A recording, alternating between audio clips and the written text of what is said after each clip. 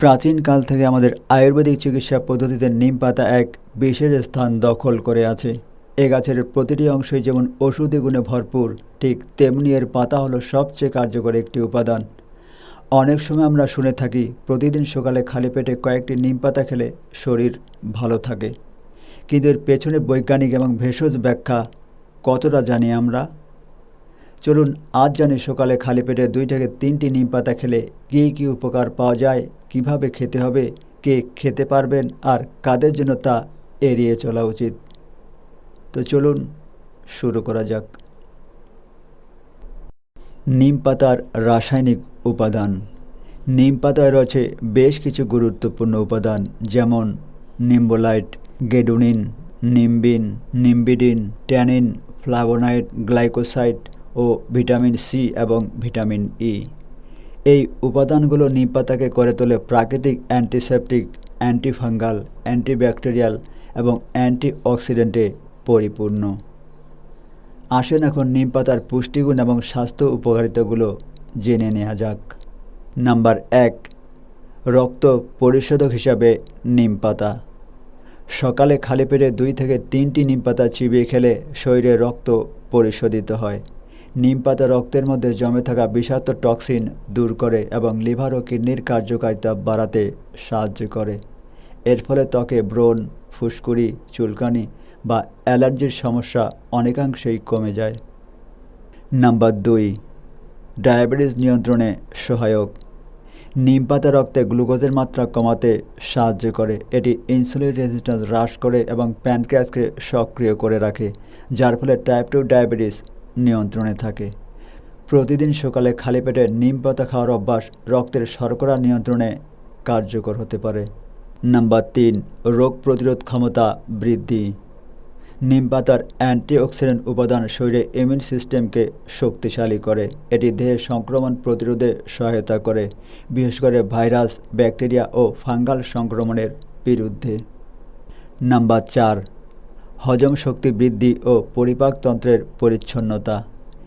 নিম পাতা পাকস্থলীর মধ্যে জমে থাকা অপরিষ্কার পদার্থ দূর করে। এটি হজমে সাহায্য করে, অ্যাসিডিটি কমায় এবং কোষ্ঠকাঠিন্য বা গ্যাসের সমস্যা দূর করে। খালি পেটে নিম পাতা খাওয়া পেটের কৃমি দূর করতে সাহায্য করে এবং অন্ত্র পরিষ্কার রাখে। নাম্বার 5, ত্বকের যত্নে নিম পাতার ভূমিকা। যাদের ব্রণ, দাগ, চুলকানি, চর্মরোগ ইত্যাদি সমস্যা রয়েছে তারা নিয়মিত নিম পাতা খেলে দেখতে পাবেন আশ্চর্যজনক পরিবর্তন। নিম পাতা ত্বকের মধ্যে জমে থাকা দূষিত পদার্থ দূর করে এবং ত্বককে করে তোলে উজ্জ্বল ও দীপ্তিময়। নাম্বার 6, চুলের সমস্যা হ্রাস। নিম পাতা খেলে মাথার ত্বকের স্বাস্থ্য ভালো থাকে, খুশকি, উকুন এবং সংক্রমণজনিত সমস্যা দূর হয়। এটি চুলের গোড়া মজবুত করে এবং চুল পড়া কমায়। নাম্বার 7, ক্যান্সার প্রতিরোধে সম্ভাব্য ভূমিকা। নিম পাতা থাকা কিছু যৌগ যেমন নিম্বোলাইট ক্যান্সার কোষের বৃদ্ধি ধ্বংসে সহায়ক হতে পারে। যদিও এ বিষয়ে আরও গবেষণার প্রয়োজন, তবুও আয়ুর্বেদে এটি প্রাকৃতিক ক্যান্সার প্রতিরোধক হিসাবে ব্যবহৃত হয়। আসেন কিভাবে খেতে হবে সেগুলো জেনে নেওয়া যাক। সকালে ঘুম থেকে উঠে 2 থেকে 3টি তাজা নিম পাতা ভালোভাবে ধুয়ে নিন। এবার মুখে নিয়ে ভালোভাবে চিবিয়ে খেতে থাকুন, যাতে রস ভালোভাবে শরীরে মেশে। চিবানো শেষে হালকা গরম পানি খেতে পারেন, এতে ফলাফল আরও ভালো পাবেন। এভাবে নিয়মিত অন্তত 15 থেকে 20 দিন খেতে থাকুন, তারপর নিশ্চিন্তে ফল পাবেন ইনশাআল্লাহ। নিম পাতা যতই উপকারী হোক না কেন, কিছু মানুষের জন্য এটি খাওয়া বিপজ্জনক হতে পারে। নাম্বার 1, গর্ভবতী মহিলা। নিম পাতায় কিছু উপাদান জরায়ুকে উত্তেজিত করতে পারে, যা গর্ভপাত ঘটাতে পারে। নাম্বার 2, অতিরিক্ত রক্তচাপের রোগী। নিম পাতা রক্তচাপ কমাতে পারে, ফলে হাই ব্লাড প্রেশার থাকলেও সাবধানতা অবলম্বন করা উচিত। নাম্বার 3, যারা দীর্ঘমেয়াদে রক্ত পাতলা করার ওষুধ খাচ্ছেন। নিম পাতা রক্তকে পাতলা করতে পারে, ফলে অতিরিক্ত প্রভাব পড়তে পারে এ সমস্ত রোগীর। তাই এ সমস্ত রোগী অবশ্যই সাবধানতার সাথে খেতে হবে। সতর্কতা। নাম্বার 1, খালি পেটে 2 থেকে 3টির বেশি নিম পাতা খাওয়া উচিত নয়।